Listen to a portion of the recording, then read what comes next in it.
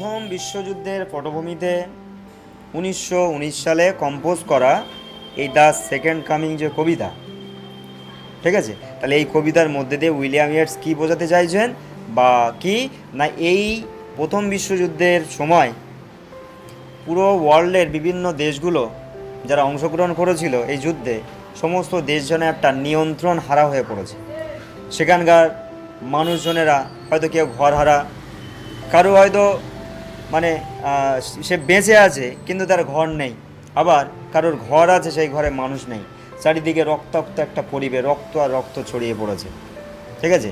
এখানে আমাদের এই যে মানে গৃহহীন হয়ে পড়া বা কন্ট্রোলের বাইরে চলে যাওয়া, এই রকম অবস্থাটাকে বোঝানোর জন্য আমাদের কবিতায় প্রথমে কবি উইলিয়াম বাটলার ইয়েটস কী করবেন না, একটা ফ্যালকন মানে হচ্ছে বাজ পাখি, এই বাজ পাখির সঙ্গে তুলনা করবেন, ঠিক আছে।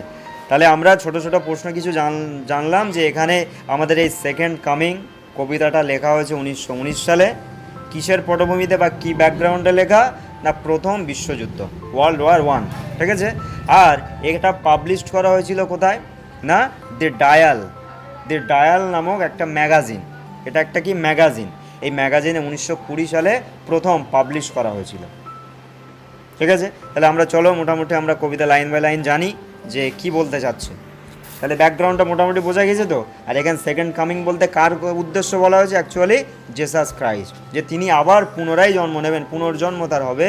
কখন হবে না, যখন এই এরকম ওয়ার্ল্ড ওয়ারের পরে যখন একটা বিশাল অরাজকতা তৈরি হয়েছিল, কেউ কাউকে আর মানছে না, যে যার মতো অপরাধমূলক কাজ করেই চলেছে, মানে তাকে বাধা দিতে কেউ পারে না, এমনকি কেন্দ্রীয় সরকার, সেই সমস্ত দেশের কেন্দ্রীয় সরকাররাও সেগুলোকে আটকাতে পারছে না বা নিয়ন্ত্রণে আনতে পারছে না, ঠিক আছে। সেই রকম পরিবেশে কবি কাকে চাইছেন না, এমন একজন মানুষ আসুক যে মানুষ কিনা কি করবে, এরকম সমাজ থেকে, দেশ থেকে সমস্ত অরাজকতাকে বিনাশ করে এই সমাজটাকে পুনরায় আবার তৈরি করবে, যার হাত দিয়ে মানুষের আবার একটা মেলবন্ধন তৈরি হবে, ভালোবাসা তৈরি হবে, একটা শৃঙ্খলা, একটা ডিসিপ্লিন আসবে মানুষের মধ্যে, ঠিক আছে। তাই এখানে কবি কাকে চাইছেন না, জেসাস ক্রাইস্ট আবারও ফিরে আসবে, ঠিক আছে। আমরা এবার লাইন বাই লাইন পড়লে সেটাকে আরও ডিটেলসে জানতে পারবো।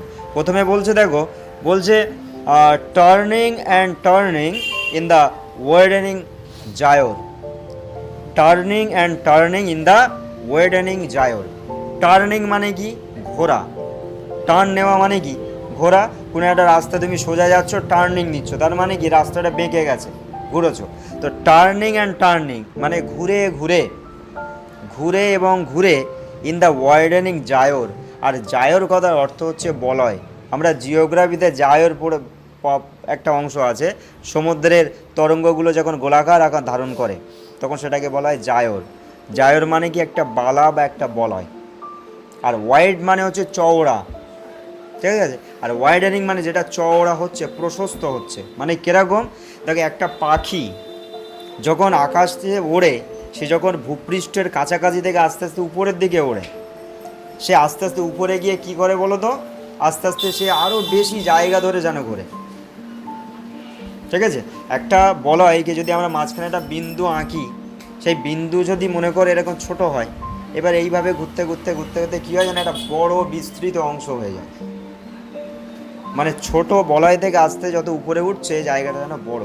অর্থাৎ একটা বাজ পাখি সবে মনে করো উড়ে সে আকাশে এরকমভাবে আস্তে আস্তে কী করছে, বিশাল এলাকা জুড়ে সে উঠছে, এটাকে বলা হয় ওয়াইডেনিং, ঠিক আছে। তো টার্নিং ঘুরে ইন দ্য ওয়াইডেনিং জায়োর, বলয় আকারে চওড়া হয়, ঠিক আছে। আচ্ছা, তাহলে ওয়াইডেনিং মানে কি জানলাম না, ক্রমশ চওড়া হতে থাকা, আর টার্নিং মানে কি ঘুরে, তাহলে ঘুরে ক্রমশ চওড়া হতে থাকা, ঠিক আছে।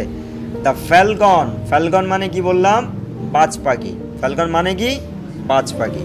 দ্য ফ্যালকন ক্যানট মানে কি, ক্যান মানে পারা, নট মানে না, মানে পারে না।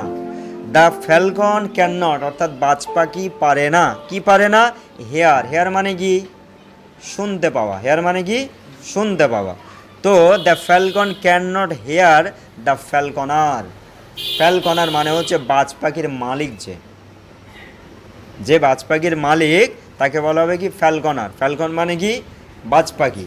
আর বাজ পাখির মালিককে, ওনারকে আমরা কি বলবো? ফ্যালকনার। তাহলে falcon can not hear the falconer, বলছে বাজ পাখি শুনতে পায় না বাজ পাখির মালিকের, মানে তার মালিকের কথা। তার মানে কি না, একটা বাজ পাখি যে কিনা সবে উঠতে শিখেছে, সে উড়ে আকাশে যখন আস্তে আস্তে আস্তে আস্তে বিশাল অংশ জুড়ে সে যখন আস্তে আস্তে বিশাল উঠছে, সে বলছে এমন একটা পরিবেশে সে উঠে গেছে, সে আর তার মালিকের কথা শুনতে পায় না। তার মানে সে মালিকের কথাও শোনে না। তার মানে এখানে এই যে বাজ পাখি বা ফ্যালকনের সঙ্গে এখানে সমাজের কিছু বাজে মানুষের কথা বলা হয়েছে, ঠিক আছে? কিছু ব্যাড পারসন বা যারা খুব বাজে সমাজে অপরাধমূলক কাজ করে যায় প্রতিনিয়ত, তাদেরকে এই বাজ পাখির কথা বলা হয়েছে। মানে তাদের সঙ্গে তুলনা করা হয়েছে কার সাথে? ফ্যালকনের সাথে। কারণ কি, ফ্যালকন যেমন আকাশে উড়ে ও তার মালিকের কথা শুনতে পায় না, মানে মালিকের কথা নেয় না, ঠিক তেমনি ওই বাজে মানুষগুলো তারা আর কারোর কথা নেয় না। তারা নিজেদের মতো ভাবে, যেন স্বাধীনতাভাবে যেন ঘুরে বেড়ায়, নিয়ন্ত্রণের বাইরে চলে গেছে তারা। থিংস ফল অ্যাপার্ট, থিংস মানে জিনিসগুলো, আর ওয়াল মানে সব, অর্থাৎ সব জিনিসগুলো অ্যাপার্ট, অর্থাৎ সব ভেঙে গেছে, পার্ট পার্ট হয়ে গেছে, আলাদা হয়ে গেছে। The centre can not hold, hold মানে কি? ধরে রাখা। আমরা বলি না মোবাইলটাকে একটু হোল্ড করে রাখ বা হোল্ড করে একটু রাখি, এই হোল্ড মানে কি? ধরে রাখা, ঠিক আছে? তো দ্য সেন্টার, সেন্টার মানে কি? সেন্টার মানে কেন্দ্র। একটা বৃত্তের মাঝখানটাকে কি বলা হয়? সেন্টার বলা হয়। ঠিক তেমনি একটা দেশের কেন্দ্র সরকার, তাকে কি বলা হয়? সেন্টার গভর্নমেন্ট, সেন্ট্রাল গভর্নমেন্ট, তাই না? তা সেন্টার মানে কি? কেন্দ্র। বলছে the centre can not hold, বলছে কেন্দ্র ধরে রাখতে পারে না। তার মানে কি বলো তো, এখানে তো প্রথম বিশ্বযুদ্ধের পটভূমিতে লেখা, তাই সেই সময়কার বলা হচ্ছে যে ওই কেন্দ্র সরকার এগুলোকে নিয়ন্ত্রণ করতে পারছে না। তার মানে যে যার মতো মানুষ যে যার মতো হয়ে গেছে, মানে কেউ আর কোনো নিয়ন্ত্রণের মধ্যে নেই, যার যা কাজ সে আপন মনে করে যাচ্ছে। কারা? বিশেষ করে যারা বাজে শ্রেণীর মানুষ, তারা কিন্তু তাদের কাজটাকে আরও বেশি বেশি করে চলেছে, মানে অপরাধ আরও বেশি করছে, অপরাধ করে এসছে, আরও অপরাধ করছে। যখন সরকারের হাতছাড়া হয়ে গেছে, তখন আরও কি হলো, তারা কিন্তু নিয়ন্ত্রণের বাইরে আরও চলে গেল, মানে যেতে তাদের আরও সহজ হলো, ইজি হয়ে গেল। তাই তাদের কিন্তু বাড়বাড়ান্ত যেটাকে আমরা বলি চলতি ভাষায়, সেটা কিন্তু আরও বেশি বৃদ্ধি পেল, ঠিক আছে? তারপর কি বলছে? মেয়ার অ্যানার্সি is loosed upon the world. এই অ্যানার্সি কথা অর্থ হচ্ছে, বা অ্যানার্কি উচ্চারণ হয় অনেক সময়, এটাকে বলা হয় অরাজকতা, অরাজকতা বা নৈরাজ্য। তার মানে সমাজে কোনো ডিসিপ্লিন বা শৃঙ্খল কিছু থাকবে না, এরকম ব্যাপারটাকে বলা হবে কি? অরাজকতা, ঠিক আছে? বলছে mere anarchy is loosed upon the world. আর লুজ মানে কি বলো তো? LOOSE, লুজ মানে ঢিলে ঢালা, ঢিলে ঢালা, তাই না? এটাকে বলে লুজ। অনেকটা এরকম বিরাট সমার্থক শব্দ অনেকটা আছে, মানে উচ্চারণ একই। যেমন মনে করে LOSS, লস, ওই লস মানে কি বলো তো? ক্ষতি হয়ে যাওয়া, ঠিক আছে? আবার LOSE, লস, ওই লস মানে আবার কোনো কিছু হারিয়ে ফেলা। আর এখানে কি LOOSE, লুজ, এই লুজ মানে ঢিলা, মানে ঢিলা মানে কি? আরও প্রসারিত হয়ে যাওয়া, ছড়িয়ে যাওয়া, ঠিক আছে? তো বলা হচ্ছে কি, দেখো বলছে mere anarchy is loosed upon the world. আর এনার্কি মানে কি? অরাজকতা। আর লুজ হয়ে গেছে তার মানে ঢিলা হয়ে গেছে, তার মানে অরাজকতা ঢিলা হয়ে গেছে মানে কি বলো তো? অরাজকতা সমস্ত প্রায় ওয়ার্ল্ডে সব জায়গায় ছড়িয়ে পড়েছে, মানে সে আরও বেশিভাবে বিস্তার লাভ করেছে, অরাজকতা বা নৈরাজ্য যেটাকে আমরা বলি। দি blood deemed Tide is lost. কি বলছে? ব্লাড ডিমড, ব্লাড মানে রক্ত, আর ডিমড মানে রক্তের কালো দাগ বলতে পারো, বা আভা বলতে পারো, ঠিক আছে? বলছে দ্য ব্লাড ডিম Tide is lost. R Tide মানে জানো কি? টাইড মানে কি? আমরা জিওগ্রাফিতে পড়েছি ক্লাস 10-এ। টাইড মানে কি? জোয়ার, জোয়ার, জোয়ার ভাটা নাম শুনিনি আমরা? টাইডস, টাইড মানে কি? জোয়ার, জোয়ার মানে কি? সমুদ্রের ঢেউ, নদীর ঢেউ, যখন জলটা ফুলে ফেপে ওঠে সেটাকে জোয়ার বলি, নেমে গেলে আমরা ভাঁটা বলি, তাই না? বলছে দ্য ব্লাড ডিম, অর্থাৎ রক্তের স্রোত, রক্তের তরঙ্গ, রক্তের জোয়ার কি হচ্ছে? ইজ লোস্ট, মানে প্রসারিত। এখানে লুজ মানে কি? ঢিলা হয়ে যাওয়া। তো রক্ত ঢিলা হওয়া মানে কি? চারিদিকে যেন রক্তের কালো দাগ দেখা যাচ্ছে, তার মানে কি প্রথম বিশ্বযুদ্ধে যে একটা ভয়াবহ পরিবেশ তৈরি করেছিল, এখানে মানুষ রক্তাক্ত হয়ে পড়ে রয়েছে, ওখানে মানুষ মার্ডার হয়ে পড়ে রয়েছে, ওখানে গুলিবিদ্ধ হয়ে পড়ে রয়েছে, তাহলে এরকমভাবে প্রত্যেকটা মানুষের যে একটা ভয়াবহতাটা রূপ, দেখো রক্ত কিন্তু কখনোই শান্তির প্রতীক হতে পারে না। রক্ত মানে হচ্ছে ধ্বংসের প্রতীক। যদি একটা মানবদেহ থেকে রক্তটা ঝরে পড়ে তাহলে সেই মানুষটার কিন্তু মৃত্যু হবে। যদি না রক্তটা সময় মতো তঞ্চন বা জমাট বাঁধে তাহলে কিন্তু ওই মানুষটা মৃত্যু হবেই। যদি তার শিরা কেটে যায় তাহলে আমরা জানি একটু সময়টা বেশি পায়, ধমনী কেটে গেলে সঙ্গে সঙ্গে ফিনকি দিয়ে রক্ত বার হয়ে দেহ শুকিয়ে গেলে মানুষ মারা যায়। তাহলে রক্তটা কী জানি, রক্ত হচ্ছে ধ্বংসের প্রতীক। একটা যুদ্ধে কিন্তু প্রচুর মানুষের রক্ত ঝরে, সেটা হতে পারে আমার পক্ষে 2 জন হলো, সে পক্ষে 5 জন হলো, কিন্তু তোমার পক্ষে 2 জন তো মরেছে বা রক্তাক্ত হয়েছে।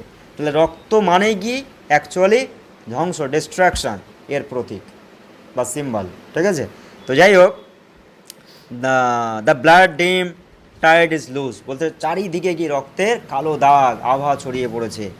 অ্যান্ড এভরিওয়্যার, এবং প্রত্যেক জায়গায়, এভরিওয়্যার মানে কি প্রত্যেক জায়গায় কি, the ceremony of innocence is drowned. এখন ইনোসেন্স মানে কি, ইনোসেন্স মানে হচ্ছে নিষ্পাপ, যার পাপ নেই। ঠিক আছে, আর একটা ওয়ার্ডের মানে জানতে হবে, আমরা কিছু কিছু ওয়ার্ডের মানে আমরা পরে জানবো, আমরা সেগুলোকে খাতায় লিখে পাশে আমরা বাংলা জানবো যেগুলো আমাদের প্রয়োজন। তো যাই হোক, এখানে বলছে দ্য সিরিমনি, আর সিরিমনি মানে কি, যেমন বলা হয় না যে ওয়েডিং সিরিমনি, বিবাহের অনুষ্ঠান, সেরেমনি মানে কি অনুষ্ঠান। ঠিক আছে, তো দ্য সেরিমনি অফ ইনোসেন্স তার মানে কিসের, নিষ্পাপের অনুষ্ঠান, ইজ ড্রোন। ড্রোন মানে কি, না ড্রোন মানে ডুবে যাওয়া, নিমজ্জিত হয়ে যাওয়া। ঠিক আছে, বলছে নিষ্পাপের অনুষ্ঠানগুলো সব ডুবে গেছে, প্রত্যেক জায়গায় নিষ্পাপের অনুষ্ঠানগুলো ডুবে গেছে। তার মানে কি বলো তো, নিষ্পাপের অনুষ্ঠান ডুবে যাওয়া মানে এটাই যে দেখো ওই যুদ্ধে কিন্তু শিশুরাও বাঁচেনি। যুদ্ধ কাউকে মানে দেখে মারে না।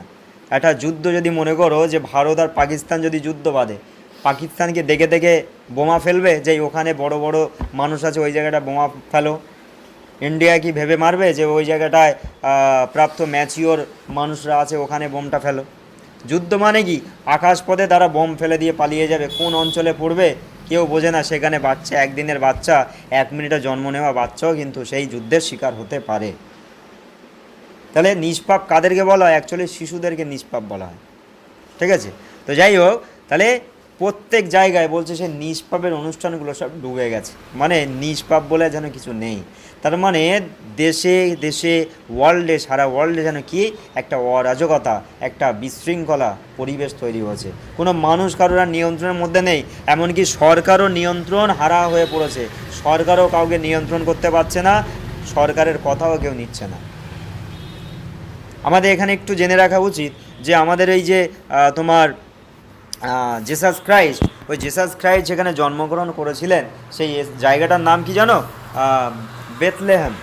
জায়গাটার নাম হচ্ছে বেথলেহেম। আমাদের কবিতার একদম শেষ লাইনে পাবো আমরা বেথলেহেম। ওই বেথলেহেমে উনি জন্মগ্রহণ করেছিলেন। যে বেথলেহেমটা বর্তমানে যে ইসরায়েল আছে না, ইসরায়েল প্যালেস্তিনের যে একটা অঞ্চল, একটা শহর, অ্যাকচুয়ালি বেথলেহেম হচ্ছে একটা শহর যেটা বর্তমান ইসরায়েলের দ্বারা অধিকৃত প্যালেস্তিনের একটা শহর ছিল। ঠিক আছে, আর তোমার ওই ইহুদি যারা আমরা বলি না ইহুদি জাতি, ইহুদিরা বেশিরভাগই সব কিন্তু ইসরায়েলের মানুষ। এই যত গুগল বলো, ইউটিউব বলো, হোয়াটসঅ্যাপ বলো, যা কিছু মাইক্রোসফট বলো, প্রত্যেকের কিন্তু এই যে বিল গেটস থেকে শুরু করে মার্ক জুকারবার্গ, ফেসবুকের যিনি ওনার, ইনস্টাগ্রামের ওনার, প্রত্যেকেই কিন্তু ওরা কিন্তু ইহুদি জাতি, ওরা কিন্তু ইসরায়েল থেকে বিলং করে। ঠিক আছে, তো যাই হোক, তাহলে জেসাস ক্রাইস্ট আসবে এখানে, আমাদের জেসাস ক্রাইস্টের কিছু কিছু কথা জানতে হবে। তো বলা হচ্ছে কি, তাহলে প্রত্যেক জায়গায় কি না নিষ্পাপে পুরো ডুবে গেছে, মৃত্যু হয়ে গেছে। মানে মৃত্যু বলতে কি ডুবে গেছে, আর কোথাও কিছু নেই, মানে সব দিকে পাপ আর পাপে ছড়িয়ে পড়ছে, নিষ্পাপ বলে যেন কিছু কবি দেখছেন না। The best lack all conviction. Conviction মানে হচ্ছে আত্মবিশ্বাস। কনভিকশন কথা অর্থ কি, আত্মবিশ্বাস। আত্মবিশ্বাস মানে বোঝো তো, নিজের প্রতি বিশ্বাস। আত্ম মানে নিজের, যে আমার বিশ্বাস একদিন আমাদের দেশ সব দেশের উপরে যাবে। আমার বিশ্বাস আমার ভারতীয় টিম, ক্রিকেট টিম একদিন বিশ্বের সেরা টিম হবে। এই যে কথাগুলো, যে তোমার মনের মধ্যে যেটা বলছে সেটাই কি তোমার আত্মবিশ্বাস, সেলফ কনফিডেন্স যেটাকে বলা হয়। ঠিক আছে, তো যাই হোক, মোটামুটি কি বলছে, the best lack all conviction. এখন বেস্ট ল্যাক বলতে, এখানে ল্যাক বলতে পিপলকে বোঝানো হচ্ছে, মানুষজন। আর বেস্ট মানে কি ভালো, আমরা গুড বেটার বেস্ট জানি, এখানে কিন্তু বেস্ট বলছে, এখানে গুডও বলেনি বেটারও বলেনি, ডাইরেক্ট কি বলেছে, বেস্ট। তার মানে কবি এখানে সেই সমস্ত মানুষদের কথা বলছেন যে সমস্ত মানুষ সমাজের সব থেকে ভালো মানুষ। তারা কি বলছে, the best lack all conviction, সবাই যেন কি আত্মবিশ্বাস হারা হয়ে পড়েছে। আর এখানে ল্যাক বলতে কি, এখানে ল্যাক বলতে কিন্তু আমরা বুঝবো এটাই যেন হারিয়ে ফেলেছে, ঠিক আছে, লস হয়ে গেছে যেন। হয়েল যখন দ্য ওস্ট, আর ওস্ট মানে বোঝো, আমরা ক্লাস 10-এ একটা গল্প পড়েছিলাম, ফাদার সেলফ। স্বামীনাথন বলেছিল স্কুলে যেতে যেতে তার সেই টিচার স্যামুয়েল সম্পর্কে তার বাবা যে চিঠি লিখেছিল, সেটা এই যেতে যেতে ভাবছিল না যে I am the worst boy in the world, আমি হলাম এই জগতের সব থেকে খারাপ ছেলে। তাহলে ওর্স্ট মানে কি, খারাপ, ব্যাড মানুষ, তাই না?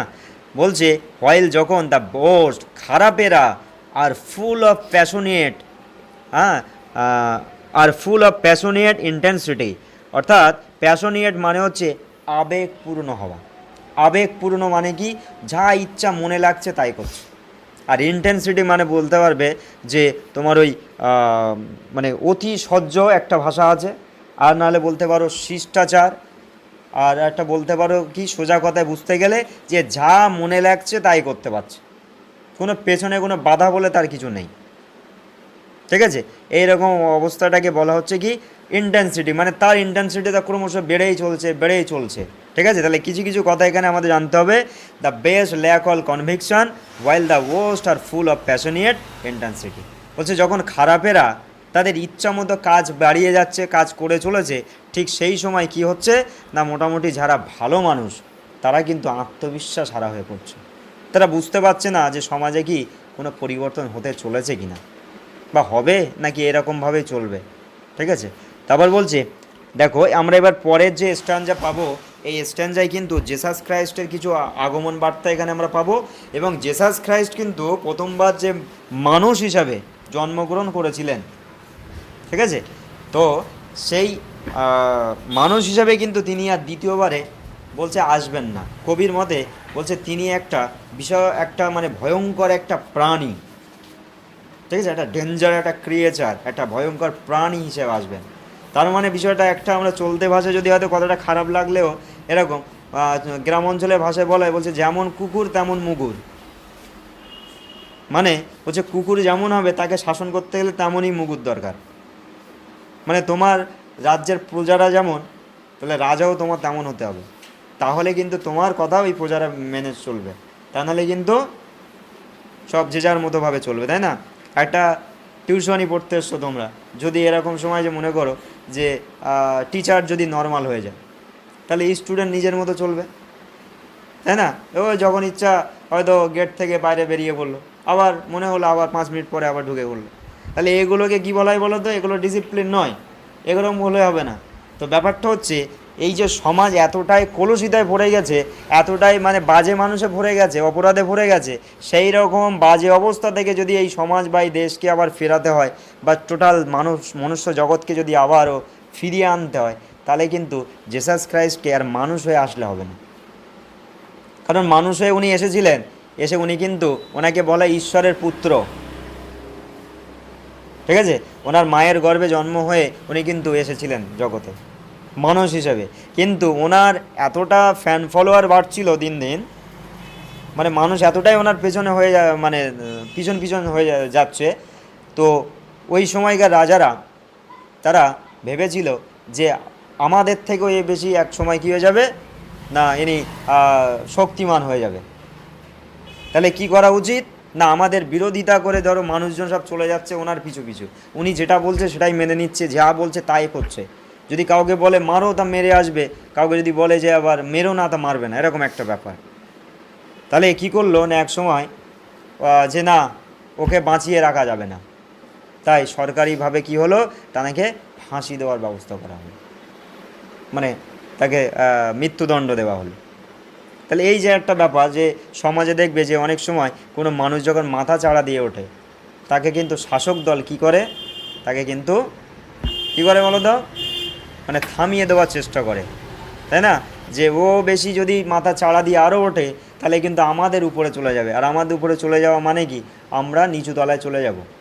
তাই জন্য কী করা দরকার, ওকে তড়ি ঘড়ি ওর পথটাকে আটকে দেওয়া দরকার। তো এখানে জেসাস ক্রাইস্ট কিন্তু দ্বিতীয়বার যে আসবেন, পুনর্জন্ম হবে, সেই পুনর্জন্মের কথা যে আমাদের উইলিয়াম বাটলার ইয়েটস বলছেন, কিভাবে না ওনার আগমনটা কিন্তু আর মানুষ হিসেবে উনি দেখছেন না, ওনার চোখে কিভাবে আসবে ভালো করে দেখবেন। বলছে surely some revelation is at hand. বলছে শিওরলি মানে কি নিশ্চিতভাবে, একদম শিওর। সাম রেভিলেশন, আর রেভিলেশন কথা অর্থ হচ্ছে পুনরায় আগমন, যেটাকে বলা হয় পুনরাগমন, মানে যেটাকে আমরা বলছি পুনর্জন্ম হওয়া। বলছে পৃথিবীতে এতটাই অরাজকতায় ভরে গেছে, বলছেন কবি বলছে আমি নিশ্চিতভাবে বলতে পারি যে নিশ্চয়ই কিছু একটা আগমন আমাদের কিন্তু হাতের কাছে, মানে কিছু একটা নিশ্চয়ই জগতে এমন কিছু একটা হবেই। কারণ মানে সমাজে যখন বেশি অরাজকতা ইত্যাদি বেড়ে যায় তখন কিন্তু কোনো না কোনো দেখবে প্রাকৃতিক দুর্যোগ, প্রাকৃতিক বিপর্যয়, কোনো না কোনো একজন ব্যক্তি তাকে কিন্তু সৃষ্টিকর্তা সমাজে কিন্তু পাঠিয়ে দেন। বিভিন্ন সময় বিভিন্ন সমাজে বিভিন্ন মানুষ এসছে, সেটা আমরা ইসলাম ধর্মে যদি দেখি তাহলে ইসলাম ধর্মে বিভিন্ন সময় বিভিন্ন মানুষেরা এসছে যারা মুসলিম জাতিকে আরও অগ্রগতির পথে ঠেলে নিয়ে গেছে, খারাপ পাপের কাছ থেকে দূরে সরিয়েছে। খ্রিস্টান ধর্মে জেসাস ক্রাইস্ট এসছে, তিনি এসে কি করেছে, অনেককে পাপের কাছ থেকে তিনি সরিয়ে এনেছেন, ভালো পথে চালিত করেছেন। হিন্দু ধর্মে বিভিন্ন সময় বিভিন্ন দেবদেবী হাজির হয়েছেন, সেটা আমাদের কালী ঠাকুর হতে পারে, দুর্গা হতে পারে, তাই না? বিভিন্ন সময় দেখো বিভিন্ন দেবদেবীরা এসছে, তারা এসে কি করেছে, তারা কিন্তু এসে ভয়ঙ্কর রূপে তারা কিন্তু কী করেছে, সমাজটাকে আবারও একটা গতিশীলতা তৈরি করেছে, মানুষকে কুসংস্কার থেকে টেনে একটা ভালো পথে চালিত করেছে।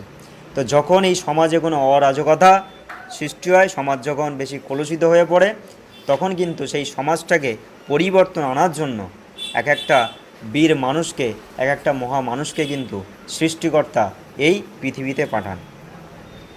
তাই সমাজের ওই যে ওয়ার 1 যেটা প্রথম বিশ্বযুদ্ধে যে পটভূমি হয়েছিল, এবং সেই পটভূমিতে দেশের যা অবস্থা হয়েছিল, যে একটা ভয়ঙ্কর একটা অবস্থা, দুর্ভিক্ষ, এখানে দুর্ভিক্ষ ওখানে দুর্ভিক্ষ, সেই রকম পরিবেশে, আর তাছাড়া কি মানুষ নিয়ন্ত্রণ হারা হয়ে পড়েছে। এখন সেই রকম পরিবেশ থেকে যদি আবার সমাজকে সেই অবস্থায় ফিরিয়ে আনতে হয়, তাহলে এমন একজন মানুষকে আসা দরকার। এখন সেই মানুষটা কে না জেসাস ক্রাইস্ট, ঠিক আছে?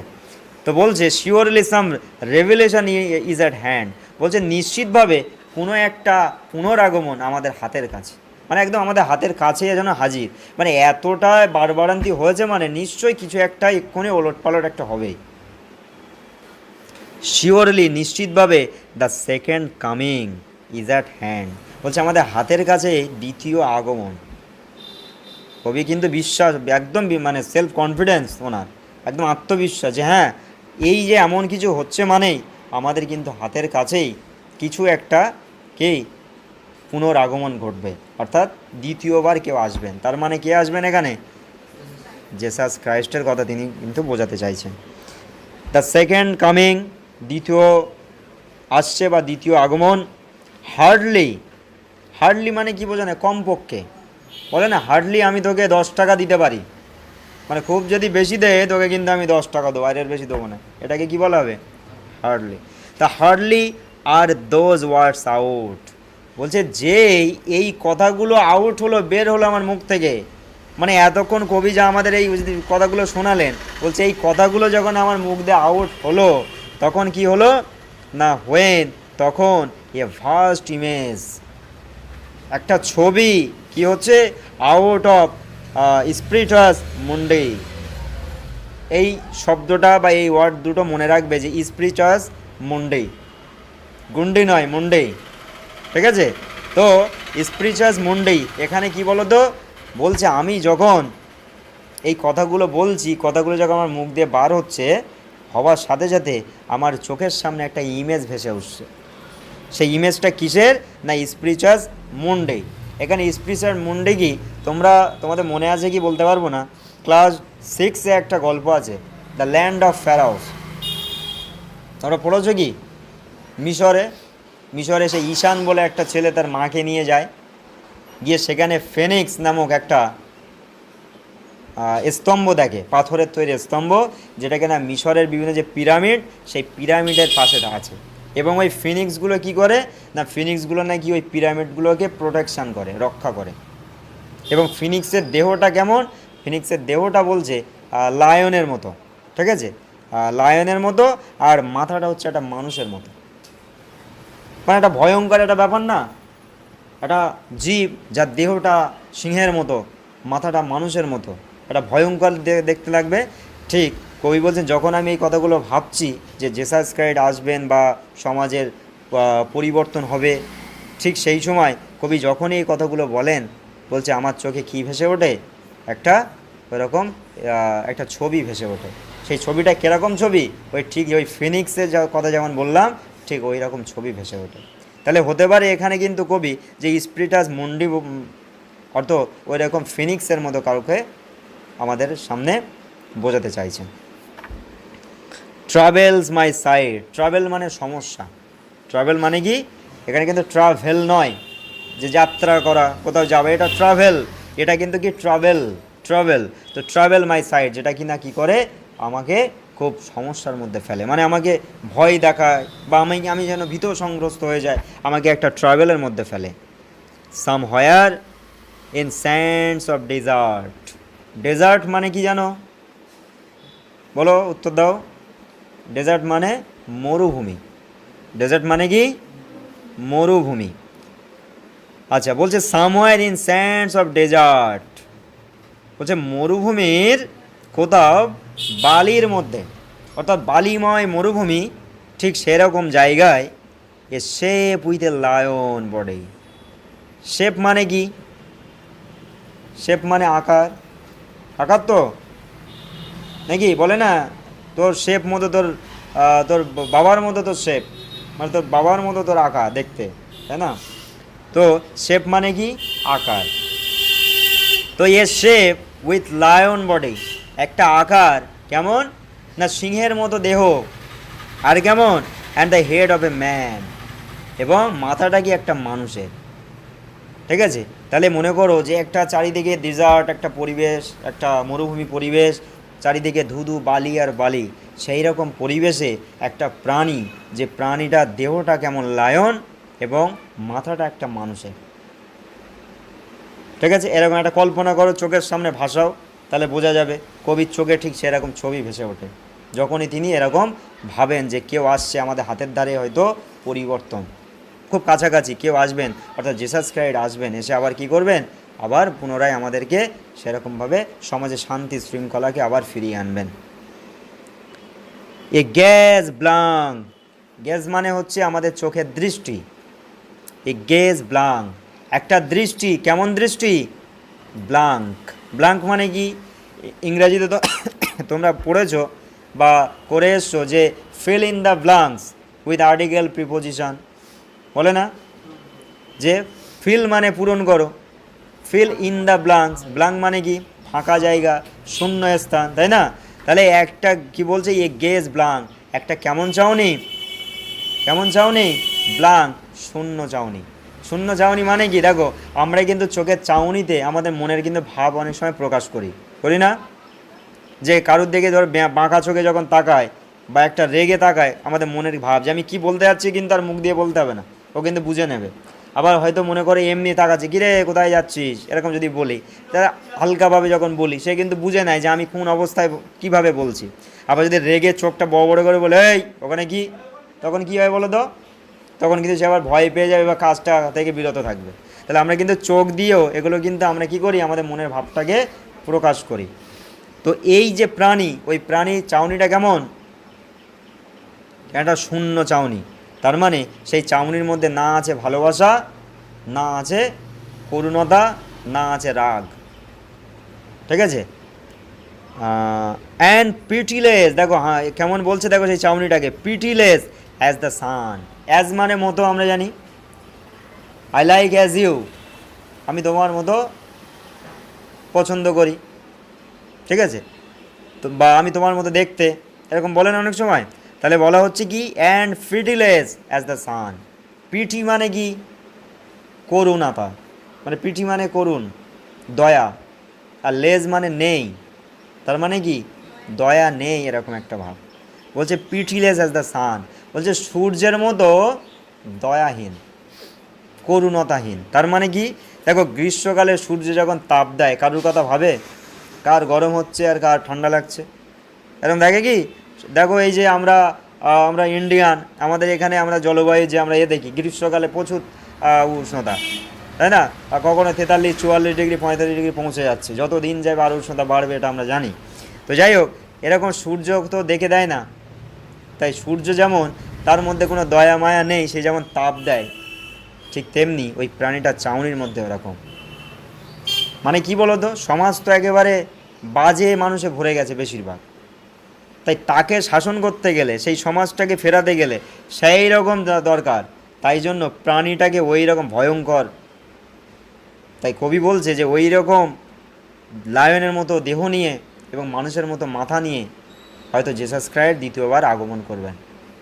কারণ প্রথমবার মানুষের গর্ভে জন্ম নিয়ে মানুষ হয়ে জন্মেছিলেন, তানাকে কেউ বুঝতে পারেনি, তানাকে কী করেছিল শেষবেশ, তানাকে মৃত্যুদণ্ড দিয়ে দেওয়া হয়েছিল। কিন্তু এখন আর মানুষ হয়ে আসলে সমাজের পরিবর্তন কিন্তু আনতে পারবে না। তাই এই রকম সমাজে, এইরকম বাজে সমাজে আসতে গেলে সেই রকম বাজে হাতিয়ার নিয়ে আসতে হবে, হ্যাঁ কি না? মানে কাউকে যখন তুমি কোনো শত্রুকে মারবে ধরো, তাহলে যে সেই শত্রু যেমন ভয়ঙ্কর, তাকে মারতে গেলে সেই রকম হাতিয়ার দরকার নাকি? তাহলে এই রকম সমাজে এখন বাজে মানুষের সংখ্যা বেড়ে গেছে, তাহলে সেই রকম সমাজের মানুষকে যদি শাসন করতে হয়, শাসন বলতে কি তাদেরকে যদি আবার ফিরিয়ে আনতে হয়, তাহলে সেই রকমভাবে আসতে হবে, ঠিক আছে? তাহলে এই gaze blank and pitiless as the sun, একটা চাউনি, যে চাউনিটা কেমন শূন্য চাউনি এবং দয়াহীন চাউনি, কারোর প্রতি দয়া মায়া যেন সেই চাউনিতে নেই। এন মুভিং, মুভ মানে কি সরে যাওয়া, নাড়াচাড়া করা, এন মুভিং নড়াচড়া করছে, ইটস স্লো থাই। আচ্ছা থাই মানে আমরা বুঝি তো, থাই মানে বুঝি না, আমাদের উরু, আমাদের কোমরের নিচের অংশটাকে বলা হয় উরু, আর হাঁটুর উপরেরটা। তো বলছে সে যেন আস্তে আস্তে এরকমভাবে থাইটাকে এরকম মুভ করতে করতে আসছে। ভালো করে বুঝবে, মরুভূমি অঞ্চল, বিশাল চারিদিকে বালি আর বালি, মাঝখান দিয়ে এরকম লায়নের দেহ নিয়ে এবং মাথাটা মানুষের মতো মাথা, সে আস্তে আস্তে তার থাইটাকে অর্থাৎ পাটাকে আস্তে আস্তে আগিয়ে আগিয়ে আসছে। তার মানে আগিয়ে আগিয়ে কোন দিকে আসছে বলো তো? জেসাস ক্রাইস্টের জন্মস্থান কোথায় বলেছি? কোথায়? নিচে একদম কবিতার শেষ লাইনে দেখো তা আছে বেথলিহাম, তাই না? বেথলেহাম, এই বেথলেহামের দিকে নাকি ওই প্রাণীটা আস্তে আস্তে আগিয়ে যাচ্ছে, ঠিক আছে? আচ্ছা তারপরে দেখো বলছে reel shadows of the indignant deserts birds. আচ্ছা ডিজার্ট মানে কি বললাম বলো, তাড়াতাড়ি বলতে হবে। ডিজার্ট মানে কি বলেছি? মরুভূমি। আচ্ছা ঠিক। তো রিল, রিল মানে কি বলো তো? এই রিল মানে এইসব রিল নয়, বর্তমান রিল আর রিল, হ্যাঁ, ইনস্টাগ্রাম থেকে শুরু করে এই রিলগুলো নয়। এই রিল মানে কি বলো তো? গোলাকার, চক্রকার, ঠিক আছে? তো রিল শ্যাডোজ, গোলাকার ছায়া, of the indignant desert birds. আর ইন্ডিগনেন্টের একটা সিনোনিম হচ্ছে, একটা সমার্থক শব্দ হচ্ছে এংরি। এংরি, এংরি মানে কি? রাগী। বলা হচ্ছে কি reel shadows of the indignant desert birds. আর ডিজার্ট মানে কি? মরুভূমি। বার্ডস মানে কি? পাখিরা। অর্থাৎ মরুভূমি সেই রাগান্বিত পাখিদের ছায়া গোলাকার হয়ে আসছে।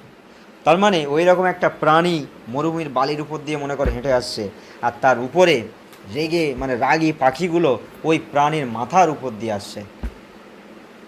তাহলে একবার চোখের সামনে ছবিটাকে ভাসাও, মানে কতটা একটা ভয়ঙ্কর বা একটা মোমেন্ট, ঠিক আছে?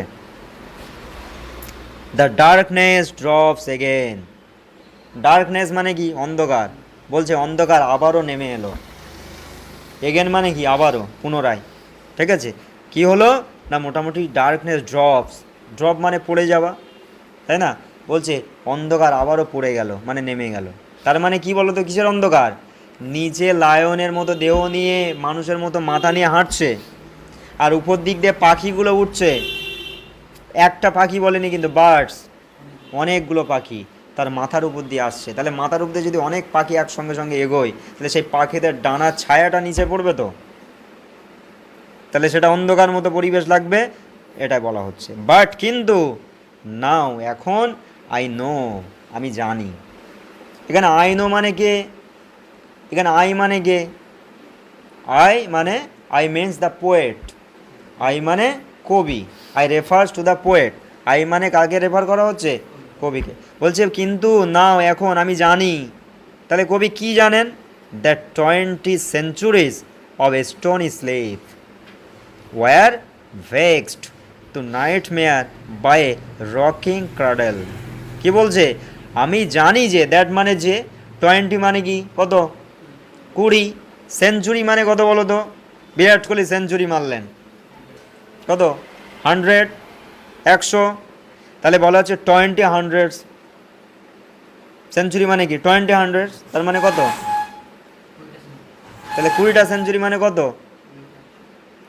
কত, তাড়াতাড়ি বলো, 2000।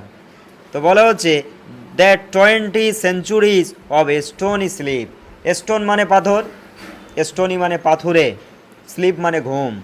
বলছে 2000 বছরের, বা বলতে পারো 20 সেঞ্চুরি, একই ব্যাপার। তো that 20 century of stony sleep, বলছে সেই 200 বছরের সেই পাথরে ঘুম। এখানে পাথরে ঘুম মানে কি বলো তো, যেন 200 বছর জিসাস ক্রাইস্ট পৃথিবী থেকে তো চলে গিয়ে 200 বছর চুপচাপ ছিলেন। আমি আগেই বলেছি না, একদম কবিতাটা শুরু করার আগে, যে কবির মতে 200, এই তোমার 2000 বছর একটা দেশ বা একটা সমাজ বা একটা সভ্যতা ধ্বংস হতে লাগে, আবার ধ্বংসে আবার পুনরায় সেই সভ্যতার গঠন হবে। কবির মতে এটা, অ্যাকর্ডিং টু দ্য পোয়েট, আমার মতে নয়, তোমার মতে নয়, কবির মতে এটা বলতে চাইছেন। তা নাহলে এখানে কেন তিনি 20 সেঞ্চুরির কথা বলবেন? তিনি বলছেন যে যে 2000 বছর কি হলো, যেন স্টোন স্লিপ, অর্থাৎ সেই পাথরে ঘুম। পাথরে ঘুম মানে কি, যে ঘুম ভাঙবে না। পাথর ঘুমালে কি আর কখনো জাগে নাকি, বা পাথর ঘুমাবেই বা কী করে? এখানে কিন্তু এর আড়ালে সিম্বল হিসেবে ব্যবহার করা আছে, রূপক হিসাবে। এর আড়ালে বোঝাতে চাইছেন যে জেসাস ক্রাইস্ট কিন্তু তোমার 2000 বছর তিনি চুপচাপ আছেন, কিন্তু যখনই সমাজে অরাজকতা আরও ভরে যাচ্ছে, তিনি আর চুপচাপ থাকতে পারেন না। তাই ঈশ্বর তাকে আবারও এই পৃথিবীতে ওই সমস্ত অরাজকতা, ওই সমস্ত বাজে মানুষদেরকে বিনাশ করার জন্য, তাদেরকে আবার পুনরায় বুঝিয়ে সমাজের গতিশীলতায় আনার জন্য, সমাজের মূল স্রোতে ফিরিয়ে আনার জন্য, শান্তি ছড়ানোর জন্য, সমাজে মানুষের মধ্যে ভালোবাসা ছড়ানোর জন্য আবারও সৃষ্টিকর্তা তাকে পৃথিবীতে পাঠাবেন। কিন্তু পাঠানোর রূপটা এবার মানুষ হিসেবে দেবেন না, এবার এমন একটা দেবেন যার দেহটা হয়ে যাবে একটা লায়ন এবং মাথাটা হয়ে যাবে কি একটা মানুষের মতো। ঠিক আছে? তো বলছে কি দেখো, of stony sleep were vexed. এখানে ভেক্সড এই কথাটার অর্থ হচ্ছে, একটা সিনোনিম জানলে আমরা মানেটাকে সোজা ভাববো। এই ভেক্সড কথার অর্থ হচ্ছে ডিস্টার্ব হওয়া, মানে বিরক্ত করা। ঠিক আছে? বলছে ওয়ার ভেগ, যেটা বিরক্ত হয়েছে, টু নাইট মেয়ার, একটা দূর স্বপ্নে, একটা খারাপ স্বপ্নে। যেন জিসাসকে এতদিন স্বপ্ন দেখছিলেন, সেই স্বপ্ন দেখতে দেখতে মনে করো একটা খারাপ স্বপ্নে হঠাৎ ঘুমটা ভেঙে গেল। তার মানে ঘুম ভাঙা মানে কি, যে এবার সমাজের একটা পাল্টানো দরকার, মানে সমাজে বেশি অপরাধ ভরে গেছে। তাহলে এই সময় কিন্তু সমাজের একটা কি আনা দরকার, একটা রেভলিউশন আনা দরকার, একটা পুনরাগমন হওয়া দরকার। ঠিক আছে? বাই এ রকিং ক্রাডেল, রক মানে কি বলো তো, ঝোলা। রক মানে শিলা, রক মানে পাথর বলে অনেকে, আবার রক মানে কি ঝোলা, ঝুলন্তময় যে অংশ, এটাকে বলা হয় ঝোলা। রক এই রক মানেও কি দড়িতে ঝুলছে, এটাকে বলা হবে কি ঝোলা। আর ক্রাডেল মানে হচ্ছে দোলনা বলতে পারো। ক্রাডেল মানে কি দোলনা, অর্থাৎ একটা দোলনায়, ঝুলন্তময় দোলনায় ঘুমাতে ঘুমাতে যেন জিসাস ক্রাইস্টে কি বলছে, যেন তার ঘুমটা ভেঙে গেছে। কিসের দ্বারা? একটা দুঃস্বপ্নের দ্বারা। অ্যান্ড এবং হোয়াট রাফ বিস্ট মানে কি বলো তো, একটা পশু। আর রাফ মানে কি বলে না, ছেলেটা খুব রাফ মানে বাজে, বদমাস। ঠিক আছে? যেমন মনে আমি ধরো বলছি, ধরো রাফ ওয়েন্ডস, ওয়েন্ডস মানে বাতাস, রাফ ওয়েন্ড অর্থাৎ ঝোড়ো বাতাস। ঝোড়ো বাতাস কাদের বলা হয়? ঝড়ের সময় যে বাতাসগুলো পড়ে বা বাতাসগুলো আসে, দেখবে তারা এদিক ওদিক গাছপালাকে মানে ঝাড়িয়ে নাড়িয়ে দিয়ে চলে যায়, এদেরকে বলে রাফ উইন্ড, বাজে বাতাস। তাহলে রাফ মানে কি? বাজে, বদমাস এরকম, ঠিক আছে। অ্যান্ড হোয়াট রাফ বেস্ট, এবং যে কি খারাপ পশু, ইটস আওয়ার। আর এখানে হোয়াট মানে মানে কি বোঝানো হচ্ছে, যে এখানে কি বা কোন। এখানে অনেক সময় কী করবো বলতে, কিছু কিছু অর্থ নিজে থেকে আমাদের একটু চেঞ্জ করলে আমরা জিনিসটাকে একটু সোজাভাবে বুঝবো। হোয়াট রাফ বিস্ট, কোন সেই পশু, কোন সেই খারাপ পশু। Its hour come round at last, যে শেষ পর্যন্ত তাকে আসতে হলো। মানে এরকম রাফ বিস্ট না, ওই যে যদি আমরা ওই প্রাণীর কথাটা ভালো করে একবার আমাদের চোখের সামনে আমাদের যদি ভাষায়, যে একটা প্রাণী আসছে যে কিনা আস্তে আস্তে মরুভূমির মধ্যে দিয়ে এগোচ্ছে, যার দেহটা সিংহের মতো কিন্তু মাথাটা মানুষের মতো, তার উপর দিয়ে কিনা পাখিরা, রাগান্বিত মরুভূমির পাখিরা আসছে। তাহলে সেই দৃশ্যটা কতটা একটা ভয়ঙ্কর লাগছে না আমাদের? ডেঞ্জারাস বলে মনে হচ্ছে, বিপজ্জনক একটা, তাই না? বলছে অ্যান্ড হোয়াট রাফ বিস্ট, এবং কোন সেই খারাপ পশু, in its hour come round at last, যে শেষ বেশ তাকে আসতে হলো। স্লাউসেস, স্লাউসেস কথা অর্থ হচ্ছে জুবুথুবু হওয়া। জুবুথুবু মানে বোঝো, মানে হাত পা গুটিয়ে এদিক ওদিক করে একটু হেঁটে যায়, এটাকে বলা হয় কি? জুবুথুবু হয়ে হাঁটা বা আসা, ঠিক আছে। Slouches towards Bethlehem to be born, বলছে বেথলেহেমের দিকে জুবুথুবু হয়ে আস্তে আস্তে এগোচ্ছে জন্মানোর জন্য, টু বি বর্ন জন্মানোর জন্য। তার মানে এখানে জন্মানো মানে কি? বেথলেহেমে জেসাস খ্রাইস্টের জন্ম হয়েছিল, বলছে এই প্রাণীটা নাকি সেই ইসরায়েলের দিকে, বেথলেহেম শহরের দিকে আস্তে আস্তে নাকি এগোচ্ছে। তাহলে আস্তে আস্তে এগোনো মানে কি? হয়তো জেসাস খ্রাইস্টের আগমন হচ্ছে এবং তিনি আবারও সেকেন্ডবার আমাদের এই পৃথিবীতে আসবেন। তাই এখানে কবিতার নামটা কি দেওয়া হয়েছে? দ্য সেকেন্ড কামিং, দ্বিতীয়বার আসা। আরে দ্বিতীয়বার আসা মানে কি? পুনর্জন্ম হওয়া না পুনরায় আসা? বলো তো। কেউ বলবে পুনরায় আগমন হওয়া, কেউ বলবে পুনর্জন্ম হওয়া। আচ্ছা, পুনরায় যদি মানে আসতে হয়, তাহলে তো তাকে তো জন্ম হতে হবে, না ডাইরেক্ট আসবে? বলো, কোনো ব্যক্তি যখন পৃথিবীতে দুবার আসবে, তার মানে জন্মের মাধ্যমে তো আসবে সে। তাহলে পুনর্জন্ম আর পুনরায় আগমন কথাটাকে কিন্তু এখানে আমরা একই অর্থ আকারে ধরব। কারণ কি বলো তো? কারণ আগমন হতে গেলে তাকে তো পুনরায় জন্ম হতে হয়েছে, তারপর তো সে আসবে। বা পুনরায় আসবে মানে কি? তাকে পুনরায় জন্ম হতে হবে, একে অপরের পরিপূরক বলে মনে হবে। তাই এখানে আমরা কনফিউশনটা একটু দূর করে নেব, যে এখানে কিন্তু দুটো একটু অর্থটা একই। তাহলে আমরা এই কবিতার যে নামকরণটা দেখলাম, টাইটেলটা দ্য সেকেন্ড কামিং, আমরা কি বলতে পারি যে এই নামটা কি জাস্টিফাই কিনা, এটাকে বিচারযুক্ত নাম হয়েছে কিনা? আমরা বাংলা পড়ি আর ইংলিশ পড়ি, যাই পড়ি, কবিতার নাম, হ্যাঁ, তারপর প্রোজ, তারপরে বলতে পারি বিভিন্ন স্টোরি আমরা পড়ি তো বিভিন্ন সময়, প্রত্যেকে কিন্তু নামকরণটা সার্থক কিনা, জাস্টিফাই কিনা, কবি ঠিকঠাক দিতে পেরেছেন কিনা, এটা কিন্তু আমাদের একটু জানা উচিত। তো এই যে সেকেন্ড কামিং, দেখো টোটাল কবিতাটা কাকে কেন্দ্র করে লেখা? যে জেসাস ক্রাইস্ট আবারও আসবেন, তার আবারও পুনর্জন্ম হবে, তাই না? তাহলে পুরো ওটাকে সেন্টার করে পুরো কবিতাটা লেখা আছে। তাহলে এই কারণে আমরা কিন্তু এটা বলতে পারি যে the title of this poem is justified, যে এই কবিতার নামকরণটা কি? বিচারযুক্ত হয়েছে, ঠিক আছে। তাহলে মোটামুটি এই